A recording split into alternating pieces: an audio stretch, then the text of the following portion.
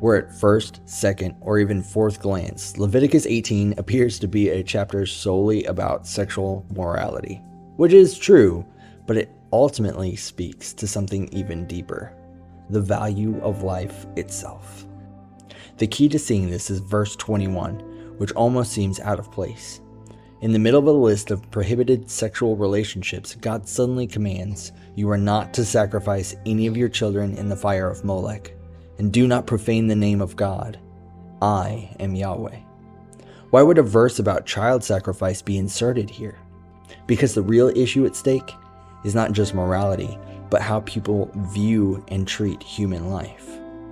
The acts forbidden in this chapter, incest, adultery, homosexuality, and bestiality, are all distortions of God's design. But beyond just being distortions, they reveal a self-centered mindset, where others are seen as objects rather than individuals with God-given worth. The nations surrounding Israel engaged in these acts because they did not recognize people as image bearers of God.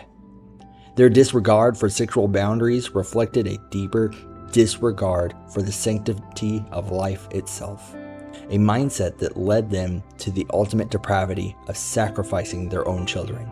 God reinforces this truth earlier in verse 5. "Keep my statutes and ordinances. A person will live if he does them. I am the Lord." Obedience to God's command is not about restrictions, but about life. The boundaries he set are meant to preserve the dignity and value of every human being. The warning in verses 24 through 30 make it clear that these sins are not just personal matters. They defile entire nations.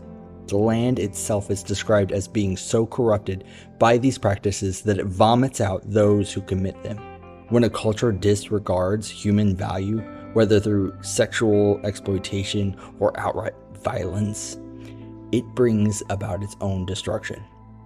Leviticus 18, then, is not just a list of rules about sexuality. It is a call to honor life, to see others as sacred, not to use them selfishly, and to recognize that when a society abandons this principle, it spirals into decay.